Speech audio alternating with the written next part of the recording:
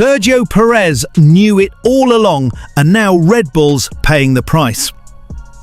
Sergio Pérez isn't ranting, he isn't gloating, he's just calmly pointing out the chaos unfolding at the team that let him go, and he's doing it with precision. Months after Red Bull dropped him at the end of 2024, Pérez is quietly acknowledging that the team is now regretting that choice, and he's got a solid source to back it up, someone within the organisation itself. From Liam Lawson's disastrous two-race stint to Yuki Tsunoda's underwhelming 7-point season rescue attempt, Red Bull's once invincible lineup is now a one-man show. Max Verstappen is carrying the entire team, and Pérez suggests that the leadership is finally starting to realise they pushed out the wrong guy. They made choices under pressure, the kind they created for themselves, and now they're second-guessing them, Pérez revealed, citing internal messages shared directly with him. And this isn't just about who's behind the wheel. According to Checo, the real decline began long before his departure. Adrian Newey's exit, Jonathan Wheatley stepping back, Daniel Ricciardo being dismissed. One by one, the structural supports of Red Bull Racing have been falling away, leaving behind a system that no longer functions like it used to. So, was Pérez the scapegoat for deeper issues? He seems to think so, and the numbers back him up. From contender to crisis. Red Bull's decision to invest in youth via Liam Lawson fell apart almost immediately, 0 points in 2 races. They quickly pivoted to Tsunoda, who has only managed 7 points in 8 appearances. Meanwhile, Verstappen has racked up 155 of the team's 162 total points. Let that sink in. Red Bull is effectively a one-car team now, ranked 4th in the constructors' standings, 212 points behind McLaren. Pérez is finally calling out what many have whispered. He wasn't the issue. The car kept evolving to suit Max's driving preferences, he said. Every time I raised concerns, it felt like no one took me seriously. Only later did people start saying Checo was right. But by then, it was too late. That quiet frustration is now echoing louder than ever. Pérez was cast as the weak link, but the seat he vacated has now exposed itself as fundamentally flawed. A seat seemingly designed for one driver and one driver only. So was the second seat ever really cursed, or was it simply impossible for anyone not named Max Verstappen to thrive in? Behind-the-scenes meltdown. But Pérez isn't stopping at the driver lineup. He's tying Red Bull's slide to a wider leadership collapse. It all started when Adrian left, he noted. We had something special, and then it began to unravel. Newey wasn't just the design mastermind, he was the anchor, the calm center of a high-pressure operation. With him gone, things started falling apart. Then came the departure of Wheatley, one of the few who could counterbalance Christian Horner's power. Ricciardo was cut. The driver academy turned into a revolving door.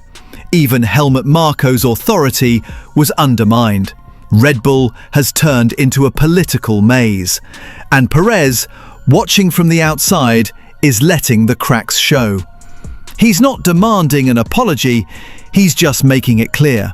Red Bull broke something that might not be fixable. And the statistics agree. Since his departure, Red Bull's second car has scored less than 5% of their total points.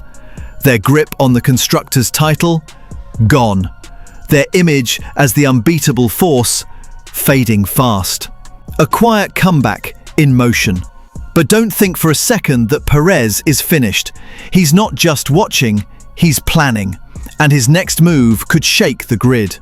Pérez is reportedly in talks with Andretti's Cadillac F1 project, arguably the most ambitious and mysterious entry on the 2026 horizon. Official approval is still pending, but discussions are underway, and Pérez confirmed they're going well. It's early, but I'm not in a rush, he said. I'll decide when it feels right. Checo brings more than just experience. He brings global fan appeal, sponsor power, and brand value.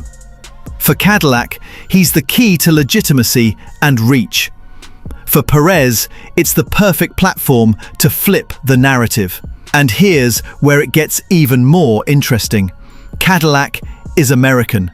F1's growth is exploding in the US.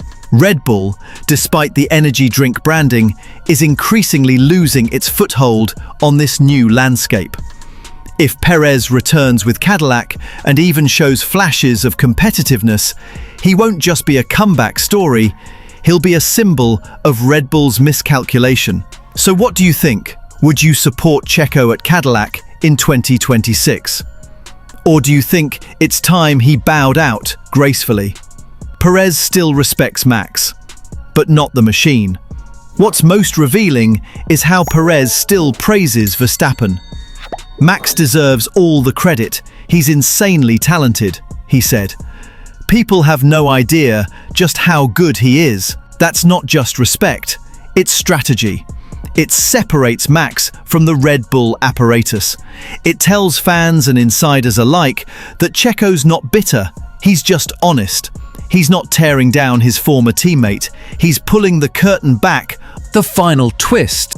And yet, even as Pérez shifts his gaze toward the future, his words keep drifting back to Red Bull, to the decision that changed everything, and to the consequences that now seem impossible to ignore. This isn't some public outburst or an emotional, score-settling tour. It's something far more precise, more calculated, more chilling. They regret it, Pérez said, not with anger, but with certainty. I know because someone inside told me. That line, so simple on the surface, lands like a dagger. It's not just a quote, it's a quiet detonation, a reminder that the walls at Milton Keynes aren't as soundproof as Red Bull's PR machine would like you to believe. Behind the glossy podium photos and upbeat team radio clips, something is cracking, and Checo has the receipts. This isn't just Pérez venting about a lost opportunity. It's a rare instance in Formula One where the discarded driver isn't forgotten, but instead becomes a shadow that haunts the very organization that let him go. And make no mistake, he's not shouting from the sidelines, he's whispering. And somehow that whisper is louder than anything Red Bull can say in response. The real twist, it's personal, but not in the petty way most sports drama plays out. This isn't about revenge, it's about vindication. Pérez knows what it means to be cast aside, to be blamed for not thriving in a machine that was never truly meant for him. The second seat at Red Bull wasn't cursed, it was rigged. Rigged by design, by politics, by engineering choices tailored for one man and one man only. And now, with Lawson and Tsunoda both flailing in the exact same machinery, the truth is undeniable. Checo doesn't have to scream, "I told you so." He just has to stand still and let the collapse speak for itself. And here's where it gets even more compelling. Every calm word he says now feels like a chess move. He's framing the narrative without theatrics, stacking facts and letting the failures mount. He's giving fans a window into a team that, for years, sold an image of harmony and dominance.